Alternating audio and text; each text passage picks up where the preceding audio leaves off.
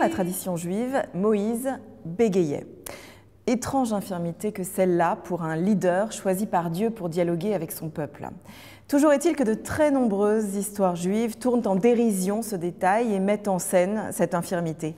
La plus célèbre blague, vous la connaissez sans doute, raconte que dans le désert, les Hébreux demandent à Moïse vers quel pays il les emmène, quelle est donc cette terre promise où coule le lait et le miel. Et alors Moïse leur indique une direction en disant « et les Hébreux se mettent immédiatement en route vers Canaan. Mais lorsqu'ils aperçoivent enfin la terre et son environnement plutôt hostile, ils se tournent vers Moïse et lui disent « Mais enfin, c'est ça que tu appelles une terre où coule le lait et le miel ?» Et Moïse leur répond « Mais j'ai pas dit Canaan, j'ai dit Canada. » Moïse n'est pas le seul héros biblique à souffrir d'un handicap. Isaac était aveugle, Jacob boitait, les matriarches étaient stériles. Mais il faut bien avouer que le bégaiement de Moïse a de quoi surprendre encore davantage. Pourquoi cet homme, à la parole entravée, devait être notre porte-parole ? J'ai décidé aujourd'hui de réfléchir avec vous au sens de cette altération du langage. Que signifie exactement bégayer dans notre tradition ? Il est essentiel d'en parler aujourd'hui plus que n'importe quel autre jour, parce que si vous ouvrez le livre de prière que vous avez entre les mains, si vous observez la liturgie de Yom Kippour, l'ensemble des prières que nous nous apprêtons à réciter pendant les 25 prochaines heures, eh bien vous serez bien forcés d'admettre une chose: nous allons beaucoup bégayer. Plus exactement, nous allons nous répéter encore et encore, dire les mêmes phrases, réitérer comme des mantras, des mots comme « Anenu, Anenu, Anenu »,« Al-Chet Shechatanu, Al-Chet Shechatanu, Al-Chet Shechatanu », voici nos péchés, nos péchés, nos péchés, Dieu, réponds-nous, réponds-nous, réponds-nous. Yom Kippour est incontestablement placé sous le signe de la répétition, de la réitération constante. Pourquoi cela ? Parce que, selon nos sages, et aussi surprenant que cela puisse paraître, répéter n'est jamais reproduire. Répéter, c'est toujours au contraire la clé d'une non-reproduction à l'identique. La meilleure illustration de ce principe paradoxal, c'est la petite phrase que l'on se souhaite continuellement depuis des jours et des jours. Nous nous disons encore et encore « Shana Tova », ce qu'on traduit généralement par « bonne année ». Mais « Shana » est un mot qui en hébreu ne veut pas seulement dire « année ». C'est une racine qui se décline de deux autres manières, notamment à travers le verbe « leshanen » ou « leshanot » qui signifie « répéter » et « changer ». Donc, lorsque je vous dis « Shana Tova », bonne année, eh bien, dans une seule et même expression, je vous dis aussi bonne répétition et bon changement. La nouvelle année, c'est étymologiquement en hébreu la répétition d'un temps censé produire du changement. Formidable, me direz-vous, mais comment ce principe se décline-t-il ? Laissez-moi illustrer mon propos par une plongée dans l'épisode biblique le plus célèbre et sans doute le plus complexe qui soit. Je veux parler de l'Akedat Yitzhak, la ligature d'Isaac, traduite à tort parfois par sacrifice d'Isaac. Cet épisode est au cœur des fêtes de Tishri, nous l'avons lu à Rosh Hashanah, et on y fait constamment référence au jour de Kippour, jusqu'à la sonnerie du shofar que nous entendrons à la fin du jour, qui rappelle directement cet épisode et le bouc qui a remplacé Isaac sur l'autel du sacrifice. Si ce récit nous obsède et nous dérange tant, c'est que potentiellement il justifie tous les délires fanatiques. Il peut conforter les pires soumissions à des projets religieux violents, sanguinaires, puisqu'il suggère a priori qu'un homme peut mener un jour son fils à la mort, sacrifier ce qu'il aime simplement parce qu'il croit que Dieu le lui a demandé. Est-ce vraiment ce Dieu-là que nous prions ? Attend-il vraiment de nous une obéissance aveugle à une injonction meurtrière ? Pour le comprendre, je suggère qu'il faut écouter attentivement les répétitions du texte, et plus spécifiquement les moments où, dans cet épisode, le texte bégaye. En voici la preuve dans une lecture plus attentive du chapitre 22 de la Genèse. Vayehi achar advarim ha'ele, va'Elohim nisa et Avraham, vayomer elav Avraham, vayomer hineni. Il arriva après ces faits, après quels faits ? Mystère, mais j'y reviendrai, que l'Éternel soumit Abraham à un test. Selon le Midrash, il s'agit du dernier test d'Abraham qui a connu dans sa vie bien d'autres épreuves. Dieu appelle Abraham qui répond « Hineni », « Me voici, je suis là ». Vous connaissez la suite de l'histoire. Dieu demande alors au patriarche de faire monter Isaac vers le lieu qu'il lui indiquera. Et le terme « faire monter », en hébreu « ola », peut être interprété de deux manières, comme une élévation, ou bien comme l'injonction d'offrir un sacrifice entièrement consumé par le feu. Et c'est cela qu'entend Abraham, et alors immédiatement il va se mettre en route, sans broncher, sans protester, sans s'opposer à ce projet. Lui qui a su en bien des circonstances négocier avec Dieu et même lui tenir tête, eh bien là, il reste silencieux, il se tait et obéit. Et c'est seulement lorsqu'Isaac est attaché sur l'autel et que le couteau est levé dans les airs, prêt à sacrifier l'enfant d'Abraham, que nous lisons au verset 11 du même épisode « Vaikra elav malach Adonai min hashamayim, vayomer Avraham, Avraham, vayomer inneni » Un envoyé de Dieu appela Abraham du ciel et dit « Abraham, Abraham » et il répondit « Inneni, me voici ». Je suis là. Vous l'entendez, c'est la même réponse du patriarche à l'appel divin, Inneni. Mais l'appel en question n'est pas tout à fait le même. Au début de l'épisode, Dieu dit « Abraham ». À la fin de l'épisode, la voix céleste dit « Abraham, Abraham ».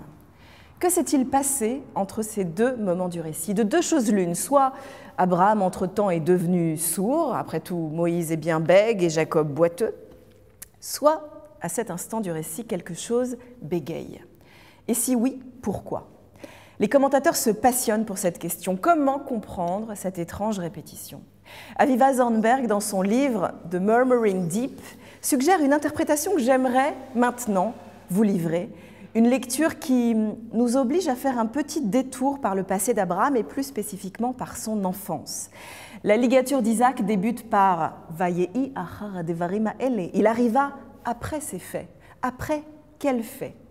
Après ceux d'un lointain passé dont il nous faut maintenant nous souvenir comme s'il avait été jusque-là refoulé. Aviva Zornberg suggère qu'on ne peut pas comprendre cette dernière épreuve d'Abraham si on ne se penche pas sur la toute première, celle que le Midrash nous raconte ainsi. Abraham est l'enfant de Terach, le marchand d'idoles chaldéen.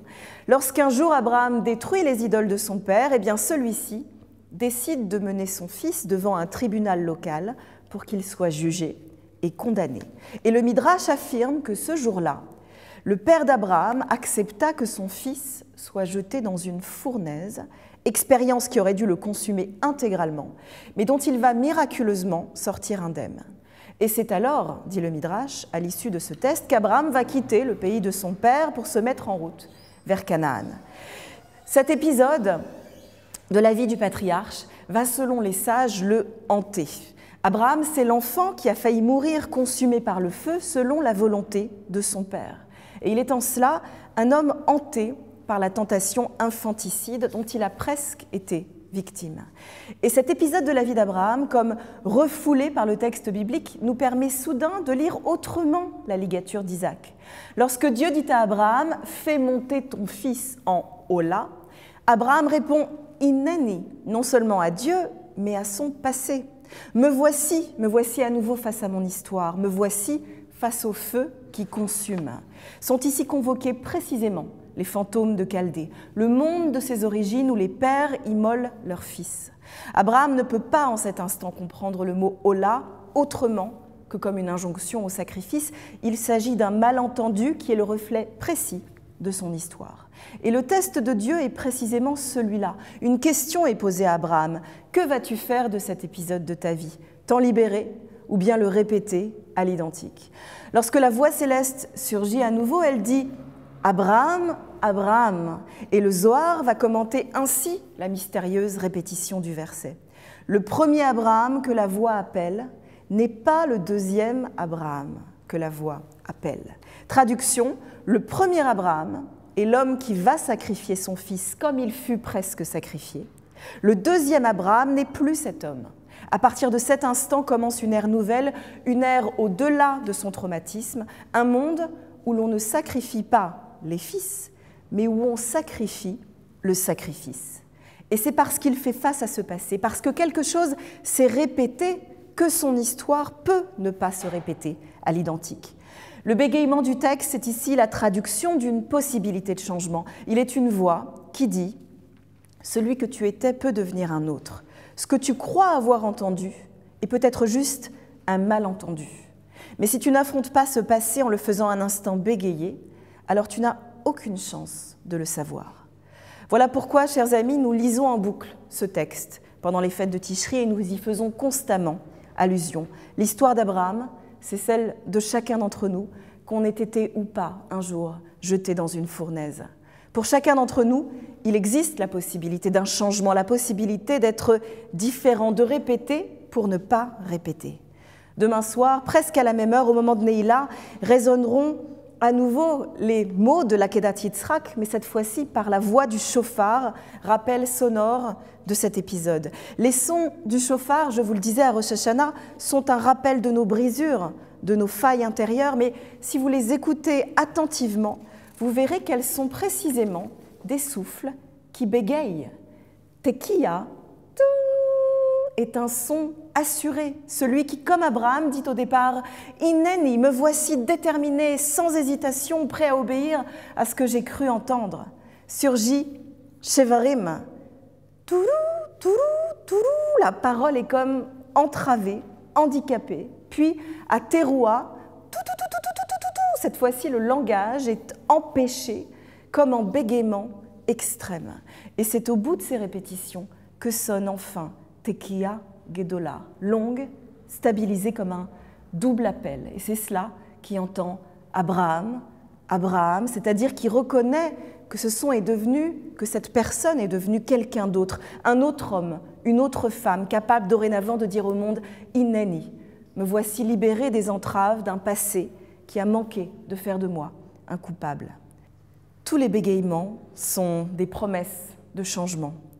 Ils disent « Vas-y, mets-toi en route à travers le désert, vers une terre promise, quel que soit le nom que tu lui donnes. » C'est cela que Moïse, notre guide, représente par excellence dans la tradition.